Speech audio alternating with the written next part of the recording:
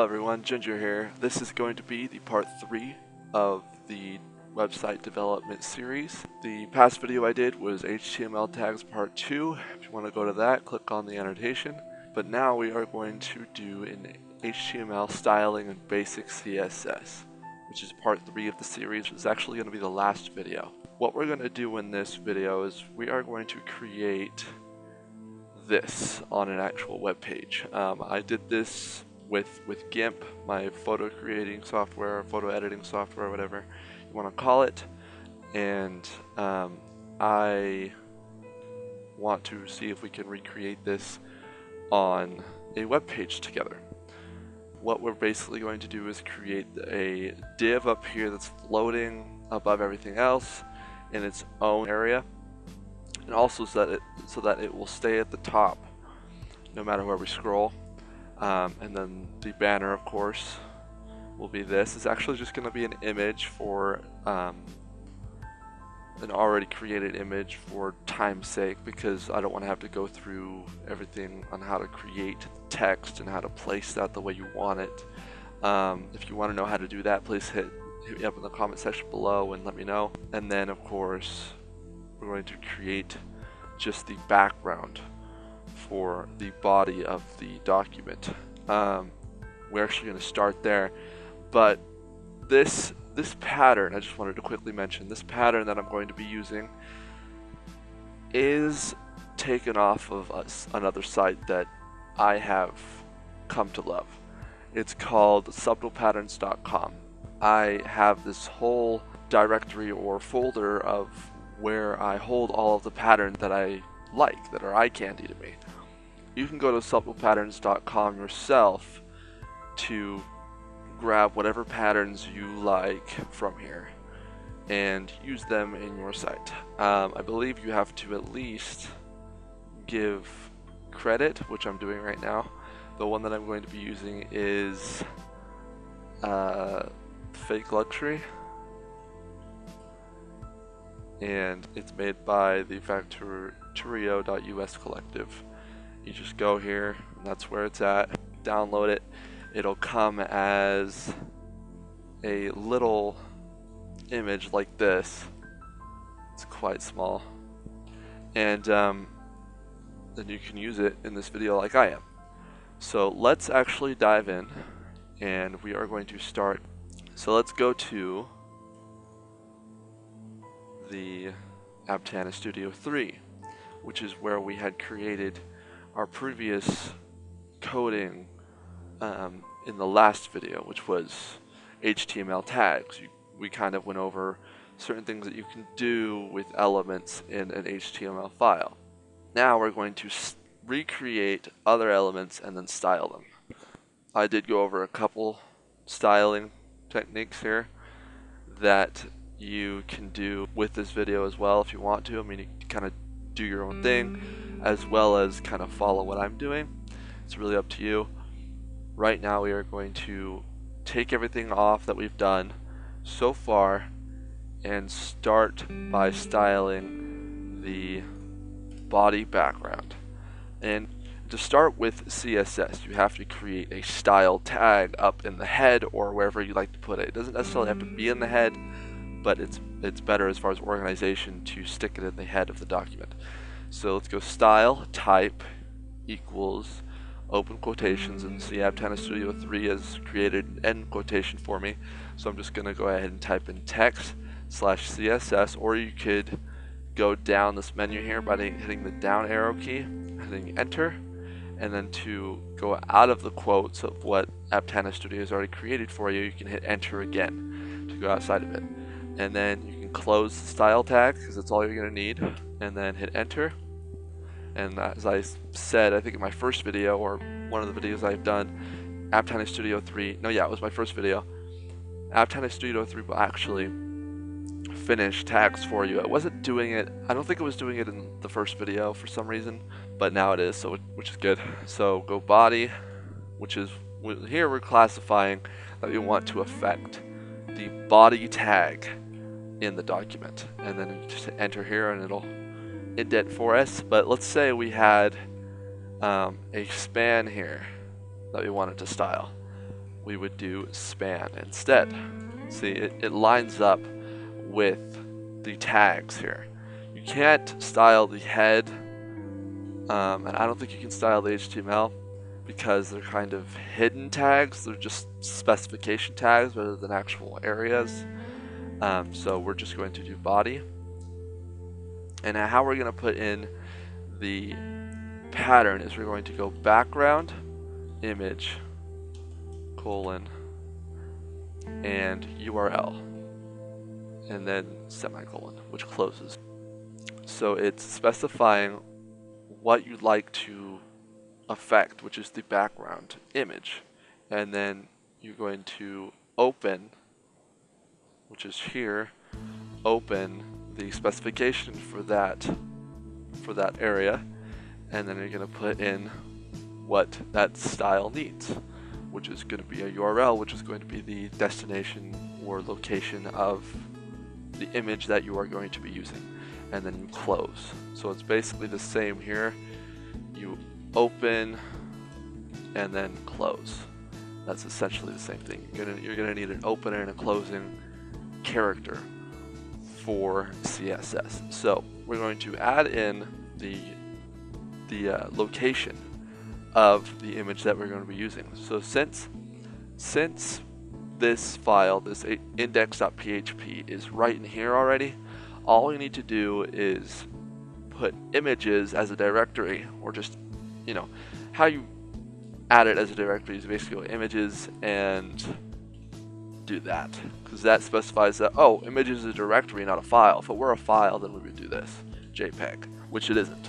So images slash, now we're going to put in the name of the file, which is fake_luxury.png, and that should be it. With a image that you want to repeat, like a pattern, and it doesn't really matter where the image is located on the page, you know, that's all you need to do.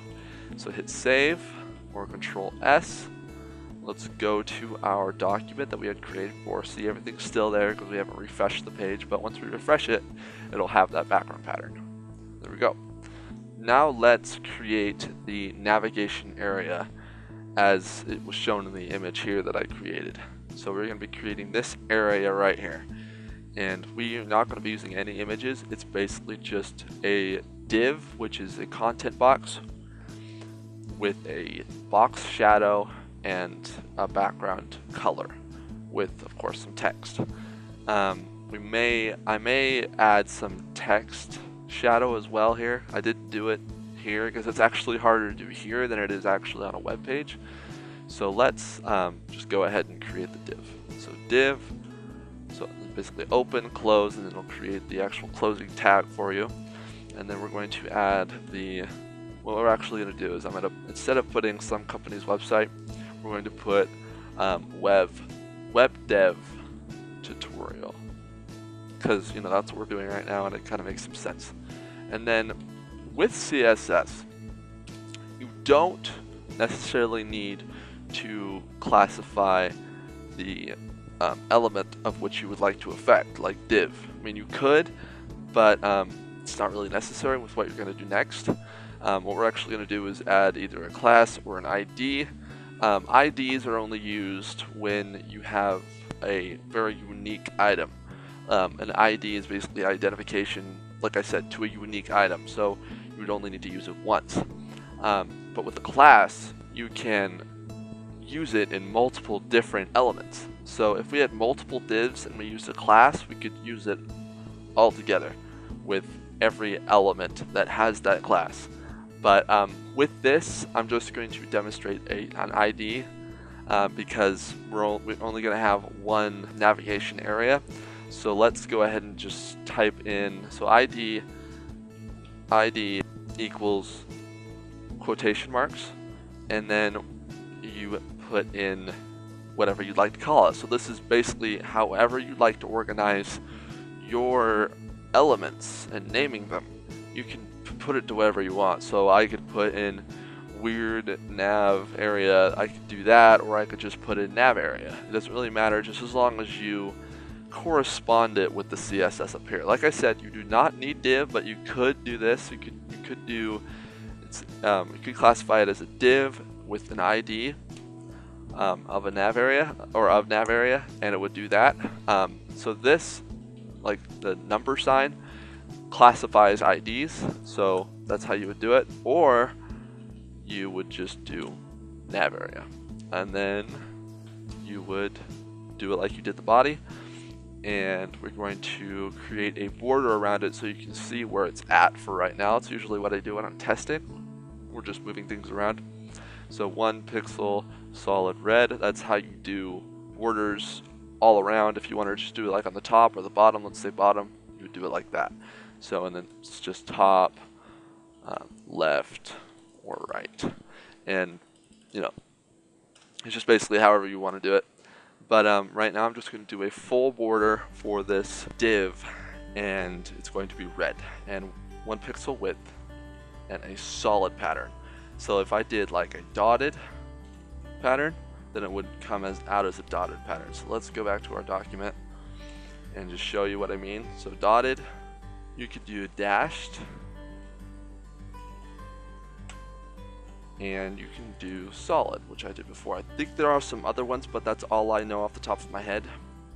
There's that, so we know how our div is interacting with the page itself. And another thing that I like to do, I don't like the way default HTML pages have this spacing, because it doesn't create kind of a real document feel. You want to make sure that the div goes all the way to the edge here.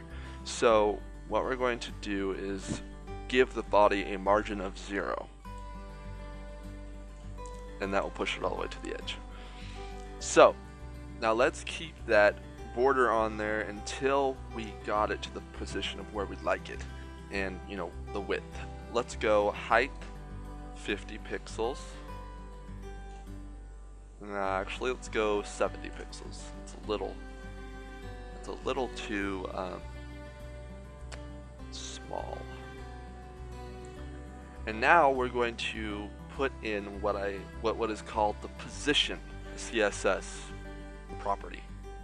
What the position property does is it allows you to really put this element wherever you'd like on the page, depending on how you classify the position. So what we're going to do here is put in position fixed.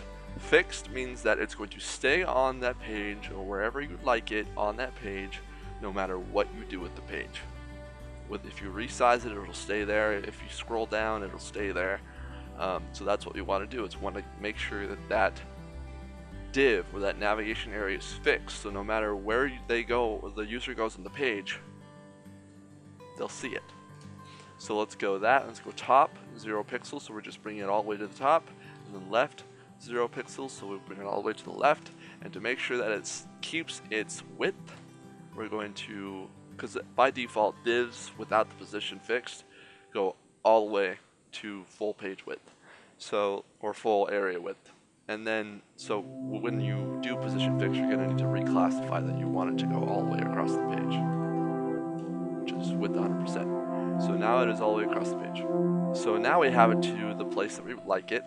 Actually, we're going to add in a div here so we can scroll to see that it is doing what it's doing. So let's just add div style, kind of like what I showed you in the last video, and height 1000 pixels. Actually, let's go more than that, because I think, yeah, let's go 2000 pixels. Then hit save, and now it's scrollable. Now the page is scrollable, and as you're going to see, this is going to stay exactly where it's at, but I believe the background is going to move. Yep. So that's the way we'd like it to interact with the page. But now we don't need this border anymore. And actually, I'm going to show you guys what I just did there. You know, just kind of give you a tip of how things work as far as you guys developing. When you want to go to an end of a line, you hit the end key on your keyboard. So let's say I'm doing some editing here, and I want it to go to the very end. We hit the end key. If you want to go to the start of the line, we hit the home key, which will go to the start. and then to select a specific or specific pieces of text, you can hold down the Shift key and use your arrow keys, or you can just use what I showed you just barely. So you can hit Shift and then go to the end of the line, which will select all of it, and then I just hit backspace to delete it. And then I hit backspace twice to reorganize it. So now we're going to add the background color, which is going to be orange. We're just going to leave it as orange. We're not going to do any RGBA, which stands for red, green, blue, alpha specifications. We don't need to. This is just basic. If you want like a specific color, that's what you would do. Or you would do a hex number, which basically it goes like this. This is white, but that is called a hex number, I believe. I may be wrong.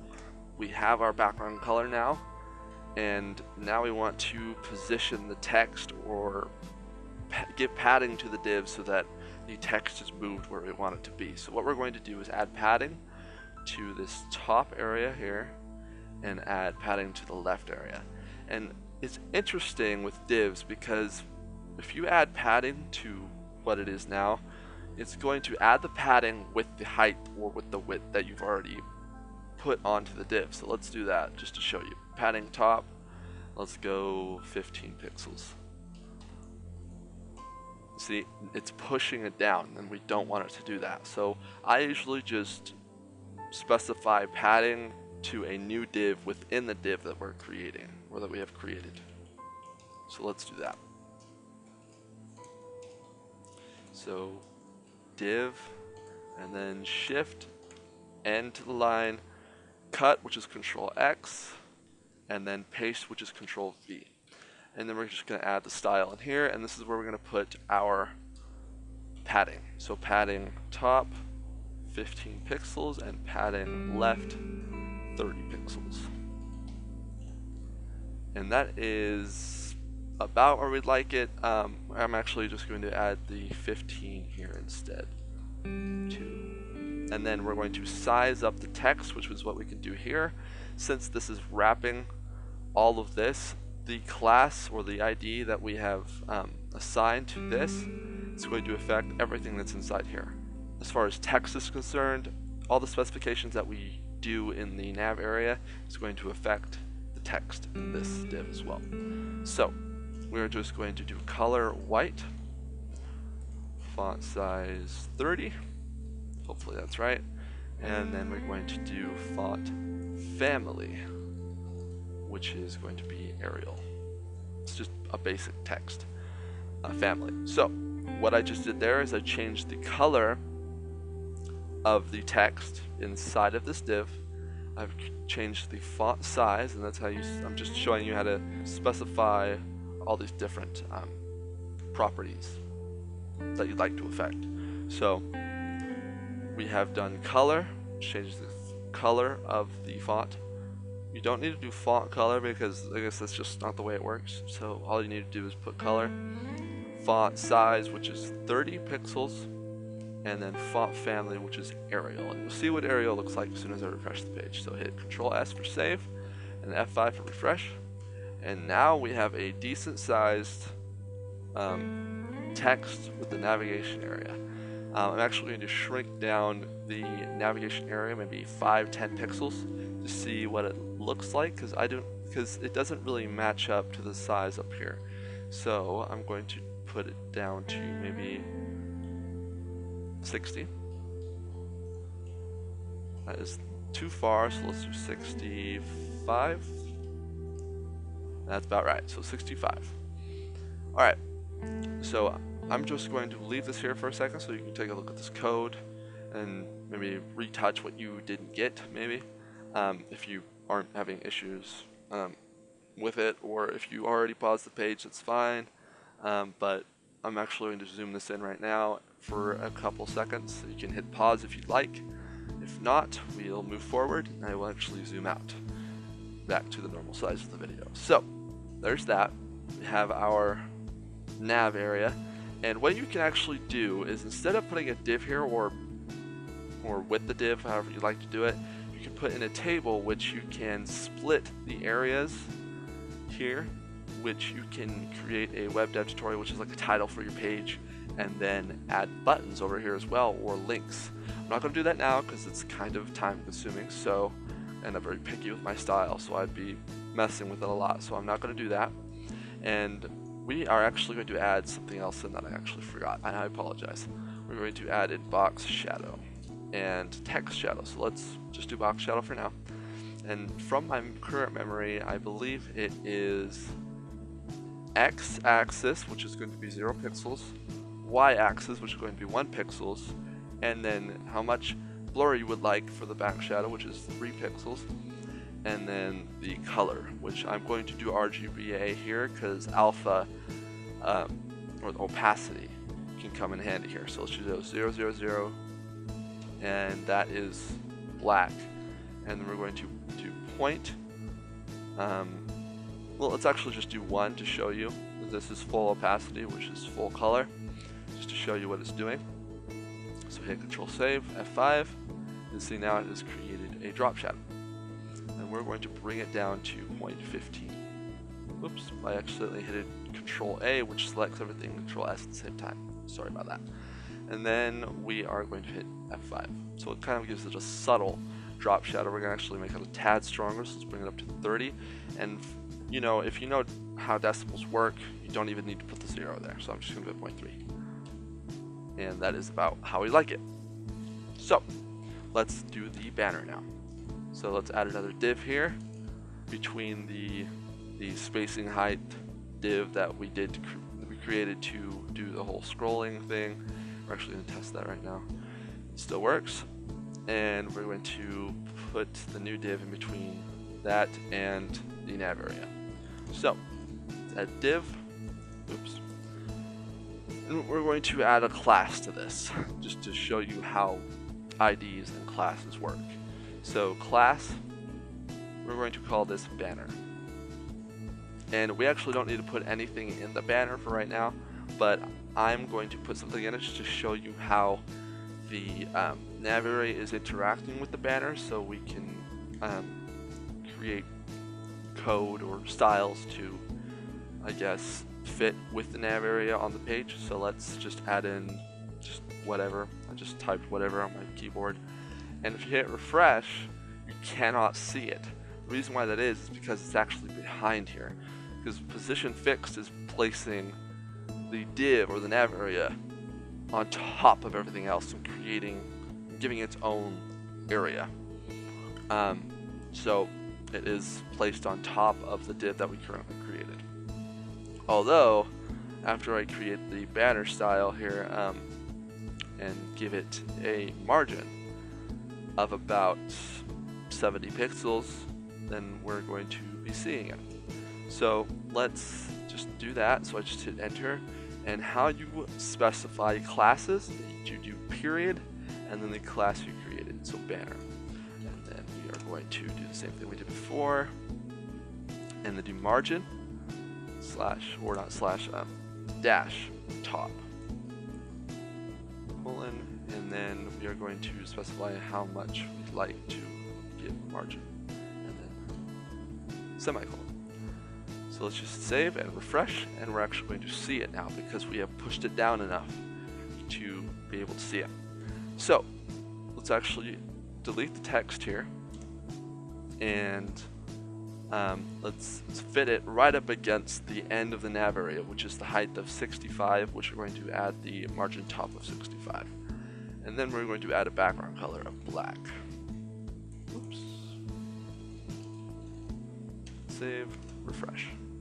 What it's doing right now is it's not showing because there's nothing inside the div, so it's just pushing the end of the div and the top of the div together because it doesn't have anything to show. So what we're going to do to change that is we're going to add the height, and we're going to add it to about 543. And that is going to show us the black color that we did on the div. And there we go. So now what we're going to do is put in the image that we created on the document that I showed you before, which is here. It's right here, and we're going to place it as the background in that div. You could also just place it as an image, but with the functionalities that you have with CSS, it just doesn't work the same way. It works a lot better with CSS rather than just being an image. So let's add in the background image for that. Background image, URL like we did before, images, directory, and banner.png. So that will place the image inside. And oops, wrong one. Refresh, and there we go. You're not alone, we're here to help you out. I am. So we have that. Backgrounds are a little tricky because you kind of have to move around the page to see what it's actually doing. From what I can see from adjusting the page, by default it's just placing the image inside of it and repeating it like it was when we added the pattern on the background. It's doing that same exact thing. So what we want to do is classify how you'd like the background image to act with the browser window. So we're going to put in background repeat, which we don't want to do any repeat, so no repeat, I believe that's what it is. And then background position, which I'd like to be on the bottom center, and then background size, cover. And cover is actually a very new CSS feature and isn't supported on some browsers. And what it does is it basically pushes your image to cover the size of the div or whatever area you're styling to, no matter what size it is. So let's just do that, save, and show you what I mean. So no matter what size it is, it's going to give the full size of the image. So if I go way out here, it expands to keep the image fully on the div. So that's what it's doing, and it looks great so far. So now let's add a box shadow, because that's what we have on our preview. Box shadow, 1 pixel, no, 0 pixels and then 1 pixel. So it's basically the same thing. So let's just go up here, hit End, Shift, Home, Control C for copy, and then End, Shift, Home, and Control V. And that will give us the same effect that it did here, but down here. There we go. What I'm going to do now, so since we finished, I'm going to show you how I find things on what I'd like to style, like how I used to do it way back in the day when I didn't know any of this. I basically just go how to add a background on a div. I basically just type in how I'd like, what I'd like to learn, and I can go to Stack Overflow here and it'll show you, like I showed you here. Like it's doing the same exact thing. So you can do that, or if you want to look up a property that I use on this video, then all you have to do is type in the property and type in CSS. So like margin top CSS, and it'll be right here. And you can try it yourself, which is really a really cool thing that W3 Schools does. And you can edit the code and submit the code and it'll affect it. The only problem with this is it doesn't highlight like it does in Untitled Studio, so it's kind of hard to pick out code. Or you can, I don't know if it gives you a link here for, yeah, there we go, CSS margin, and it'll show you how to, use it to your effectiveness, and you'll be able to learn exactly how to use it. You can basically do that with anything.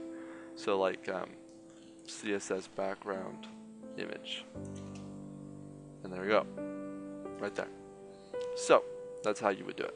And that will be the end of our video. If there's anything that you'd like to know how to do like I've done here, like even just with the coding or with the graphics, side of the website, just go ahead and shout out to me in the comment section below, and I'll create a video that will show you how to do that. I'll create another tutorial because I love creating these videos. I love creating tutorials, and that would be really fun for me.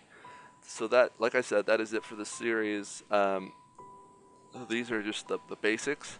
If you like advanced web development tutorials, hit the like button, and it will give me a sign that I should create more.